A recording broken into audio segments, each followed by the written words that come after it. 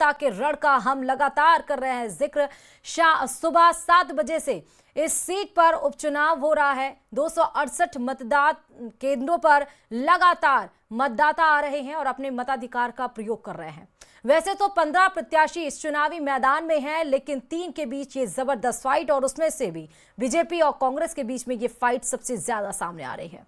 अंततः उपचुनाव के लिए मतदान जारी है। 268 मतदान केंद्रों पर वोट डाले जा रहे हैं। 2,28,267 मतदाता वोट करेंगे सुबह 9 बजे तक। अगर हम मतदान फीसदी की बात करें, वोटिंग परसेंटेज की, तो 5.26% यानी कि 5.26% मतदान हुआ है।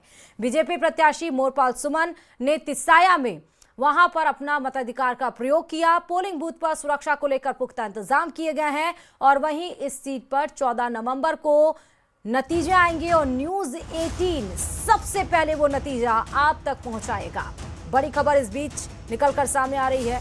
आप देखिए कि तमाम सारे फैक्टर्स हैं जिसको जो अंता की आवाम है, जनता है, वो अपने दिमाग में बैठा कर जा रही है, अपने मताधिकार का प्रयोग कर रही है। लोकतंत्र का सबसे बड़ा पर्व आज है, जहां एक तरफ बिहार में दूसरे फेज का इलेक्शन चल रहा है तो 122 सीटों पर, तो वहीं आपको बताते चले कि कांग्रेस, तो वहीं अंता में उपचुनाव हो रहा है।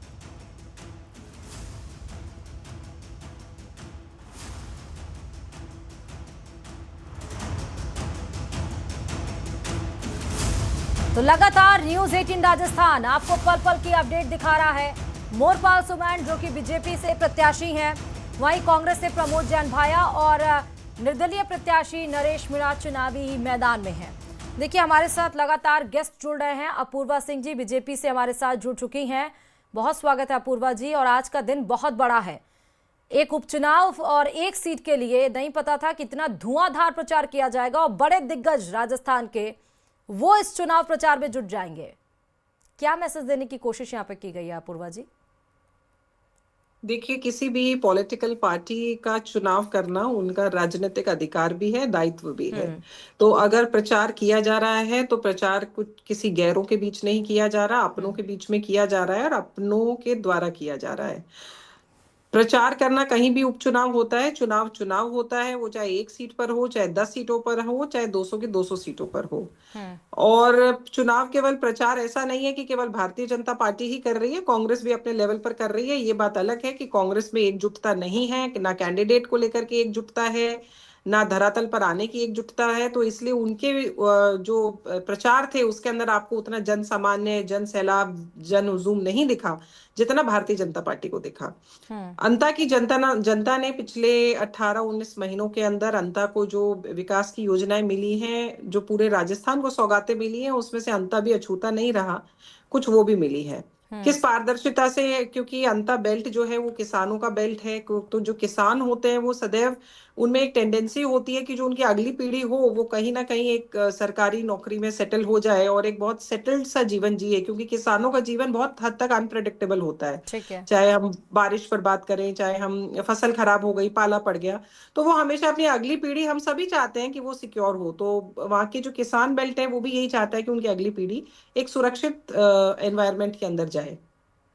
उनके लिए चाहे 91,000 नियुक्तियां हमारी सरकार में पिछले 18 महीनों में निकली, जो बहुत पारदर्शी रूप से निकली, चाहे ईआरसीपी के पहले फेज का काम, चाहे उनकी पेयजल की जो समस्या है, जो कृषि के पानी की समस्या है, उसको सॉल्व करने के लिए फर्स्ट फेज के जो काम हमारे कंप्लीट हुए हैं, सेकेंड फेज का जो सर्वे हमारा शुरू हुआ है, चाहे हम वहां पे जो किसान हैं उन लोगों को कृषि कनेक्शन की बहुत ज्यादा आवश्यकता होती है, क्योंकि अगर बिजली उनको समय पे नहीं मिलेगी तो उनकी सिंचाई बाधित होती है। और बहुत बड़े बड़े वहां पर जो कनेक्शंस है, फीडर्स हैं जहाँ पे, तो वो भी हमने उनको मैक्सिमम देने का प्रयास किया है। तो जनता ने वहां पर विकास के साथ में आने का मन पहले भी बनाया था डबल इंजन सरकार के साथ, और आज भी मन है। कांग्रेस का जो भी प्रदर्शन उपचुनावों में पहले भी रहा है, वो न जाने क्यों अनिल कपूर की मूवी का एक गाना था, माय नेम इज लखन, 1-2 का 4-4-2 का 1, तो पहले के उपचुनाव में भी उनके साथ वो हो चुका है, क्योंकि जनता ने उनके चाल चरित्र को देखा है। उसके बाद में जो सबसे बड़ी बात आती है वो ये आती है कि उनका कैंडिडेट कौन है। सब कांग्रेस ने एक ऐसे कैंडिडेट को चुना है जहां पर कांग्रेस के ही जो पहले के जनप्रतिनिधि थे, भरत सिंह जी, अब वो हमारे बीच में नहीं है, मगर वो जहां कहीं भी होंगे वो इस चीज को देख रहे होंगे कि किस प्रकार से भाया रे भाया तूने खूब खाया, जब हमारे ही परिवार के लोग हमारे ही विपक्ष पे हमारे ही ऊपर इतना बड़ा प्रश्न चिन्ह खड़ा कर दें, उसके बावजूद इनको वहां पे कोई सरल, सहज, सीधा, सामान्य और ईमानदार कैंडिडेट नहीं मिला। तो कांग्रेस का जो चाल है, चरित्र है, या जनता के प्रति जो उनकी भावना है, वो उनके कैंडिडेट के सिलेक्शन के साथ में ही लोगों के सामने आ गई थी। और जिस प्रकार से आपने देखा होगा, जब हमारे मुख्यमंत्री जी व हमारी पूर्व मुख्यमंत्री जी आदरणीय वसुंधरा जी और आदरणीय भजनलाल जी के रोड शो के अंदर जिस प्रकार का जन सामान्य ने अपना प्यार, स्नेह और आशीष उनको दिया है, उसे ये बिल्कुल निश्चित हो गया है कि अंता के अंदर पुनः कमल खिलने जा रहा है। ठीक है अपूर्वा जी जो आपने बताया, लेकिन जो उपचुनाव होता है ये भी माना जाता है कि जो पार्टी उस समय है उसके फेवर में जाता है, क्योंकि 7 में से 4 सीटें कांग्रेस के पास थी और जब उपचुनाव हुआ बीजेपी की सरकार आई तो 5 सीटें आपके पास गई, 1 सिर्फ कांग्रेस के पास बची। तो ये भी तो हम फैक्टर्स देखेंगे ना। देखिए, बिल्कुल सही बात है और मुझे लगता है कि जनता के लिए ये उचित निर्णय भी है, जनता के द्वारा लिया गया ये उचित निर्णय भी है। क्योंकि अगर केंद्र में भारतीय जनता पार्टी की सरकार है, राज्य में भारतीय जनता पार्टी की सरकार है, और अगर आपके विधायक जो है वो आप किसी अन्य पार्टी के चूज कर लेते हैं, तो भारतीय जनता पार्टी बहुत प्रतिशोधात्मक राजनीति नहीं करती है, मगर फिर भी जनता को ऐसा लगता है कि विकास जो है वो उनके द्वार तक ज्यादा पहुंच सकता है। अगर आप जिस पार्टी का विधायक चुनते हैं, अगर उसी पार्टी की सरकार केंद्र में और राज्य में होती है, तो वो विधायक महोदय से उनके क्षेत्र में विकास के कार्य आने की, योजना आने की, उनके कार्य कराने की एक सीधी जो है वो परिपाटी तय हो जाती है। क्योंकि सब काम तो ऐसा नहीं है, भारतीय जनता पार्टी के अंदर कांग्रेस के विधायकों के भी काम हो रहे हैं, मगर कांग्रेस के विधायक जनता का काम करवाना ही नहीं चाहते, इसलिए बहाना ये मार देते हैं कि भारतीय जनता पार्टी की सरकार है।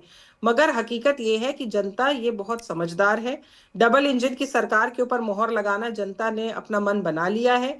जनता को पता है जिसकी सरकार है, हमें उन्हीं का विधायक अगर हम चुनेंगे तो वो हमारी बात बहुत स्पष्टता से लोकतंत्र के मंदिर में, विधानसभा में रखेंगे। हमारे लिए विकास की योजनाएं जो है वो हमारे क्षेत्र में आएंगी और हम उससे लाभान्वित होंगे, हम ही नहीं हमारी पीढ़ियां भी उससे लाभान्वित होंगी। तो जनता बहुत समझदार है, क्योंकि जनता तो साहब जनार्दन होती है, और जनार्दन ने पहले भी कमल को खिलाने का मन बनाया था और आज भी जनता के मन में वो कमल खिला हुआ है। जो उनका मैंडेट है वो आज ईवीएम के अंदर पैक हो जाएगा और 14 तारीख को वो मैंडेट हम सबके सामने आ जाएगा। मगर ये तय है कि अंता की जनता ने मन पुनः बना लिया है कि पहले भी कमल खिला था, अब भी कमल खिलेगा और सदैव कमल खिलता रहेगा। जैसा अपूर्वा जी देखिए, 1 सीट हार जीत से उतना फर्क नहीं पड़ेगा, लेकिन जितना धुआंधार प्रचार किया गया, 6 नवंबर को रोड शो किया गया, पहली बार पूर्व मुख्यमंत्री वसुंधरा राजे जी और भजनलाल एक साथ रोड शो करते हुए नजर आए, उतना ही जन सैलाब, जन आक्रोश दिखाई दिया। 9 नवंबर को आखिरी दिन भी इस तरह हुआ। तो क्या ये मुख्यमंत्री वर्सेस मुख्यमंत्री ये लड़ाई हो चली है या साख दांव पर लगी है? क्योंकि एक नैरेटिव सेट हो जाएगा, अगर जीतते हैं तो जनता का विश्वास, कामकाज के प्रति भरोसा जनता जताएगी, अगर बाई चांस नहीं जीतते हैं तो विपक्ष हमलावर हो जाएगा। इसको ही ध्यान में रखकर ये इतने जोर शोर से अंता उपचुनाव में बीजेपी ने पूरी कोर कसर कहीं से नहीं छोड़ी। देखिए, ये केवल एक सीट का विषय नहीं है। आपने बिल्कुल सही कहा, सीट आए जाए सरकार पर कोई फर्क नहीं पड़ेगा, मगर हमने कभी भी अंता को एक सीट के रूप में नहीं देखा। हमने वो 2,28,000 जो हमारे प्रत्यक्ष मतदाता हैं उनकी इच्छा को, उनके विकास को प्रायोरिटी रखा है। अंता हमारे लिए सिर्फ एक सीट नहीं है। 2,28,000 तो मतदाता हैं, उनके साथ में छोटे बच्चे भी हैं जिनको विकास की आवश्यकता है, और हमारी अगली पीढ़ी भी है जो अभी मतदाता नहीं है, मगर उस पीढ़ी को आगे जाकर के, उन नौनिहालों को आगे जाकर के अपने क्षेत्र को, अपने राष्ट्र को संभालना है। उनकी विकास भी जो है वो हमारी उसके अंदर जो हमारी प्रायोरिटीज हैं उसके अंदर सेट है।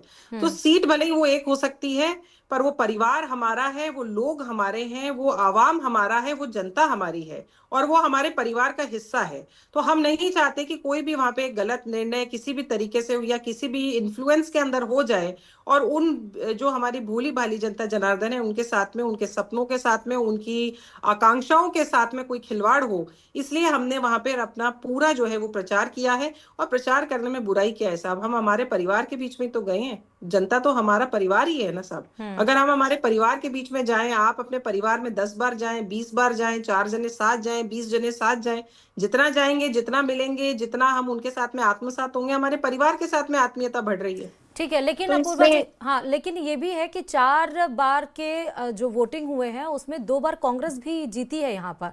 वो बात अलग है कि प्रमोद जैन भाया अंता के लिए भूल भुलैया हो गए हैं, लेकिन जमीनी पृष्ठभूमि वो भी समझ रहे हैं और अंता की ही जनता उन्हें जिता कर लेके गई है। बिल्कुल जिता के लेके हाँ। गई है, पर जब जनता ने उनको जिताया तो उसके बाद में जनता का क्या हाल हुआ, जनता उनसे मिलने के लिए किस प्रकार से तरसी है, उसी जनता के जन सामान्य के काम कराने के लिए प्रमोद जैन भाया जी ने कितने तरीके के करप्शन के नए नए रूपों को लेकर के वो आए। जैसे साहब कहते थे रावण के 10 चेहरे थे, वैसे वहां करप्शन के 10 चेहरे थे। एक व्यक्ति अगर अपने लिए कोई सर्टिफिकेट भी बनवाने जाता था तो भी उसको करप्शन का सामना करना पड़ता था। वो दिन भी उस क्षेत्र की जनता ने देखा है। इसलिए बहुत सही समय पर जनता ने निर्णय लिया। और मैंने आपको पहले भी कहा, जनता बहुत भोली होती है, जनता बातों में जल्दी आ जाती है, मगर जनता ने 18 महीने के अंदर जो विकास देखा, उस विकास पर जनता मोहर लगाएगी। क्योंकि हमने तो कैंपेन वहां किया है साहब, तो कैंपेन में हमने पाया है कि जनता ने अपनी पीड़ा बताई है। जनता ने ये कहा है कि साहब जो बीजेपी का कैंडिडेट है वो हमारे बीच में से एक है। आप सोचिए, जिस व्यक्ति ने वर्षों तक खेती का काम किया हो, बटाई की हो, जुताई की हो, सारे उन्हीं के बीच में वो बैठे हो, उन्हीं के बीच की पंचायत उन्होंने की हो, अगर ऐसा व्यक्ति अगर उनके बीच में खड़ा होता है तो वो जो वहां की जनता है वो बहुत आसानी से उनसे कनेक्ट फील करती है। वेर प्रमोद जैन भाया जी भले ही कितना वहां का रणनीति को या सामाजिक समीकरण को समझते हो, मगर उन्होंने कभी ना तो जनता उनको अपना मानती है ना वो जनता को अपना मानते हैं। उन दोनों के बीच में दूरियां जो है वो इतनी अनंत हैं, फासले इतने ज्यादा हैं कि अगर जनता अपना काम भी कराने जाती है तो उससे पहले, जैसे मैंने कहा, 10 चेहरे करप्शन के उसके सामने आते हैं। उनके इर्द गिर्द जो लोग बैठते हैं वो भी करप्शन शुरू करते हैं, और अंततः जाकर के बेचारी जनता अपने काम को और विकास को तो आप भूल जाइए, कहाँ से अपनी गठरी में से पैसा निकाल करके और अपने काम को करवाती थी। प्रमोद जैन भाया जी ठीक जब है, मंत्री मैं हुआ एक करते थे क्वेश्चन आपसे तो और हमने पूछ, वो सब ठीक देखा है, है, करप्शन वाले चेहरे। चलिए अपूर्वा जी, मैं आपके पास लौटती हूँ, लेकिन इस डिस्कशन में हमारे साथ मिथिलेश जामनी जी, वरिष्ठ पत्रकार, सीनियर जर्नलिस्ट, जुड़ चुके हैं। बहुत स्वागत है मिथिलेश जी। अंता के उपचुनाव को किस तरह से देख रहे हैं? और अभी तक 9 बजे की बात करें तो 5.26% अभी तक वोट कास्ट हो चुके हैं। मिथिलेश जी, देखिए, निश्चित रूप से जो अंता की जो फाइट है बहुत टाइट है। और जिस तरीके से रात को 1:30 बजे चीफ सेक्रेटरी जी को दिल्ली भेजा गया है, उससे एक चीज तय हो गई कि 14 तारीख के बाद राजस्थान की सियासत में बड़ा बदलाव आएगा। रिसफलिंग की आहट हो गई है। और कि उनको हटाने के बाद पीछे क्या कारण है, लोग ये भी कह रहे हैं कि वहां के प्रशासनिक अधिकारियों ने जितना अपेक्षित सहयोग था वो नहीं किया। कई चर्चाओं को बल मिल गया है और जो दिल्ली में घटना हुई है उसका भी असर होगा।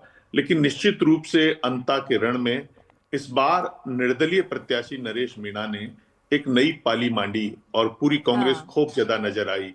जिस तरीके से अपनी सभा में अशोक गहलोत, गोविंद सिंह डोटासरा ने नरेश मीणा को लेकर जो तंज कसे, वो बता रहे हैं कि नरेश मीणा ने कांग्रेस की जमीन खिसकाई है। अब बीजेपी की कितनी खिसकाई है ये एक इंपॉर्टेंट है, क्योंकि नरेश मीणा धाकड़ और गुजर जो बीजेपी के परंपरागत वोट है उनको खींच रहे हैं, और दूसरी तरफ एससी और माइनॉरिटी के वोट जो कांग्रेस के ट्रेडिशनल माने जा रहे हैं उनको खींच रहे हैं। और जो सबसे अहम चीज है कि राजनीति की, मैं कहूंगी हाड़ौती की राजमाता वसुंधरा राजे ने इतना बड़ा कैंप एक विधानसभा में शायद जीवन में नहीं किया हो। और जिस तरीके से माँ बेटे ने पूरा पसीना बहाया, और भजनलाल जी ने उस सीट को जीतने के लिए 2-2 बार वहां रोड शो किए, क्योंकि एक रोड शो में भीड़ नहीं आई तो दूसरे में क्योंकि नरेश मीणा की भीड़ आई थी। तो ये इंपॉर्टेंट चीज ये है कि कभी प्रमोद जैन भाया ने भी यह निर्दलीय ही जीत पाई थी और उन्होंने अपने ही कांग्रेस के विधायक शिव नारायण नागर को हराया था। तो एक और चर्चा है वहां कि 12 के जो मंत्री थे उनको क्यों नहीं बुलाया गया, हीरालाल नागर को क्यों नहीं प्रचार में बुलाया गया, मदन दिलावर को क्यों नहीं बुलाया गया, प्रताप सिंह सिंघवी को क्यों नहीं बुलाया गया। ये एक बहुत इंपॉर्टेंट है। और हार जीत जो भी रहे, लेकिन नरेश मीणा अगर यहाँ अच्छे वोट ले जाते हैं या एक राष्ट्रीय पार्टी को तीसरे स्थान पर धकेलने में कामयाब हो जाते हैं, तो ये मान के चलना कि नागौर की तरह हाड़ौती की राजनीति सदा सदा के लिए बदल जाएगी। और जो राहुल गांधी का नारा है, जिसकी जिसकी हिस्सेदारी, जितनी हिस्सेदारी उसकी उतनी भागीदारी स्थापित हो जाएगी। जिस तरीके से नागौर में कभी सोमानी एमपी बन गए थे, लेकिन जब वहां जागृति आई जाति की, तो चाहे कांग्रेस जीते, चाहे बीजेपी जीते, चाहे आरएलपी जीते, जीतते जाट ही। तो अब जिस तरीके से नरेश मीणा ने गुर्जर मीणा धाकड़ कम्युनिटी को जगाया है और कहीं न कहीं ये जाग अगर ज्यादा हो गई तो आप मान के चलना कई आर्थिक संपन्न जो जिनका जातिगत आधार नहीं है, एमएलए और एमपी बने हुए हैं, उनके लिए बहुत बड़ी चुनौती हो जाएगी। तो ये जो अंता का रण है, जहां राज्य में सियासी टर्निंग पॉइंट है, जहां राज्य में मुख्यमंत्री भजनलाल जी की राजनीतिक कौशल और प्रशासनिक दक्षता पर मोहर लगेगी। अगर जीतती है बीजेपी तो ये माना जाएगा कि भजनलाल जी ने जो 2 साल में काम किए वो राजस्थान की जनता को बेहद पसंद है, और जिस तरीके से उपचुनाव में उनका ट्रैक रिकॉर्ड रहा है वो अच्छा रहा। लेकिन कांग्रेस और बीजेपी ने जिस तरीके से इस सीट पर पसीना बहाया वो काबिले तारीफ है। कांग्रेस ने जो कभी सचिन पायलट 2-2 बार गए, अशोक गहलोत 2-2 बार गए, ये एक बहुत इंपॉर्टेंट है। गोविंद सिंह डोटासरा, सुखजिंदर रंधावा, तो कहीं न कहीं नरेश मीणा से खूब ज्यादा नजर आए, और प्रमोद जैन भाया 5000 के मामूली अंतर से हारे थे चुनाव। तो क्या वो उस डैमेज को कंट्रोल कर पाएंगे?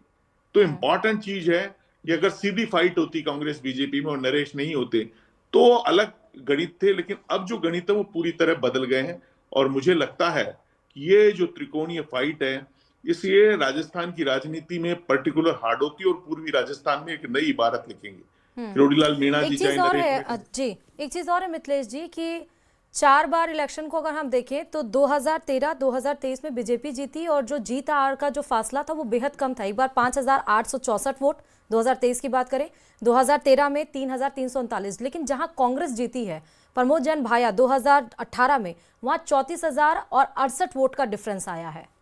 ये भी जो जी देखिए, जो प्रमोद जैन भाया ने, देखिए कलयुग केवल नोट आधारा, और राजस्थान की राजनीति हो चाहे हिंदुस्तान की राजनीति हो, एक नई आर्थिक जो पावर है वो बहुत इंपॉर्टेंट हो गई है। और उसी के बलबूते क्या प्रमोद जैन भाया के लिए उनकी खुद की पार्टी के भरत सिंह कुंदनपुर, जो धरती पे नहीं रहे बेचारे, दुनिया को अलविदा कह गए, उन्होंने करप्शन के आरोप लगाए। आप देखिए 2008 से 13 के टर्म में उनको पीडब्ल्यूडी मिनिस्टर थे अशोक गहलोत ने उनका डिपार्टमेंट छीना।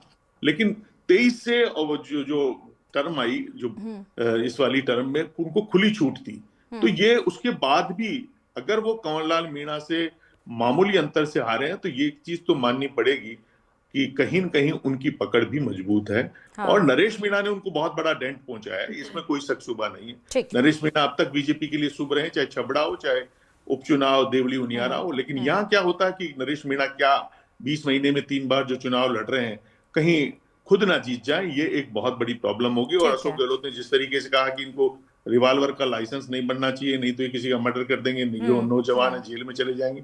और जिस तरीके से नरेश मीणा ने 3 काम किए, अशोक गहलोत और सचिन पायलट को एक साथ लिया है, वसुंधरा राजे और भजनलाल जी को एक साथ लिया है, और जाट राजपूत जो कभी एक साथ नहीं होते थे वो एक साथ आ गए, राजेंद्र गुड़ा और हनुमान बेनीवाल एक मंच पर दिखाई दिए। तो ये अंता का चुनाव राजस्थान की सियासत में एक नई इबारत लिखेगा। हार जीत का फैसला तो वहां की देवतुल्य जनता करेगी, लेकिन ये मान के चलना ये जो फैसला आएगा ये बहुत दूर तलक जाएगा। अगर गलती से बीजेपी हार गई तो वसुंधरा राजे जी की बार्गेनिंग कैपेसिटी कम हो जाएगी। लेकिन ये तो तय हो चुका, जिस तरीके से चीफ सेक्रेटरी को हटाया गया कि अब भजनलाल जी 5 साल यही रहेंगे, ये तय हो गया। और रिसफलिंग में हो सकता है मंत्रियों के विभाग बदलें, इसकी भी आहट अब शुरू हो गई है। तो निश्चित रूप से अंता के चुनाव राजस्थान की राजनीति में एक नया इतिहास लिखेंगे। आज तक अंता 75 साल के बाद वहां रोडवेज अंदर नहीं जाती है। आपने देखा जब वसुंधरा राजे जी कह रही थी, वो भजनलाल जी बहुत सादगी और सरलता के साथ वो आके बिंदु लिख रहे थे। किस तरीके से अंता और मंगरोल के बीच की सड़कें टूटी पड़ी है, ये भी वहां की जनता जानती है। तो कहीं न कहीं जो बीजेपी का सवर्ण वोट बैंक है वो भी कंवरलाल जी के टाइम से थोड़ा सा इनसे खूब ज्यादा हुआ। इसीलिए वसुंधरा राजे जी को इतना अपने केवल विश्वास के लोगों को लेकर वो टीम में उतरी। ओटाराम देवासी के वहां असर नहीं है, लेकिन उनको लगाया कि कहीं न कहीं वो चाहती थी कि कोई कंफ्यूजन नहीं रहे। प्रेमचंद बैरवा, चंद्रभान आक्या, तो जिस तरीके की टीम मैडम ने उतारी उससे साफ जाहिर है कि इस चुनाव के नतीजे मैडम के लिए बहुत मायने रखते हैं और भजनलाल जी के लिए बहुत मायने रखते हैं कि उनकी राजनीतिक और प्रशासनिक कुशलता, जिस तरीके से 20 महीने में उन्होंने नौजवानों को सरकारी नौकरियां दी और बिना पेपर लीक के रोजगार दिया, ये उनका एक बहुत बड़ा उपलब्धि है भजनलाल जी की। जो जिस तरीके से परवन योजना की वहां चर्चा हो रही है, किसानों के मामले में निश्चित रूप से वहां नाराजगी है, उसको कैसे बीजेपी कंट्रोल करती है कि बारिश से वहां काफी फसलों को नुकसान हुआ, लेकिन जिस तरीके से फसल बीमा में उनको काउंट नहीं किया जा रहा, तो कई प्रॉब्लम है। लेकिन निश्चित रूप से एक अल्टीमेट साइकोलॉजी होती है कि उपचुनाव में, बाई इलेक्शन में हम देखते हैं कि लोग ये सोचते हैं कि राज के साथ ही रहे तो ठीक है, उसका बीजेपी को बेनिफिट हो सकता है। हमने अशोक गहलोत सरकार में भी देखा कि किस तरीके से 75% उनका स्ट्राइक रेट था, बीजेपी उपचुनाव में नहीं जीत पाई। अगर राजसमंद को छोड़ दें तो कहीं नहीं जीत पाई थी। तो ये कहना पड़ेगा कि ये जो चुनाव है, इस चुनाव की धमक राजस्थान की राजनीति में लंबे समय तक सुनाई देगी।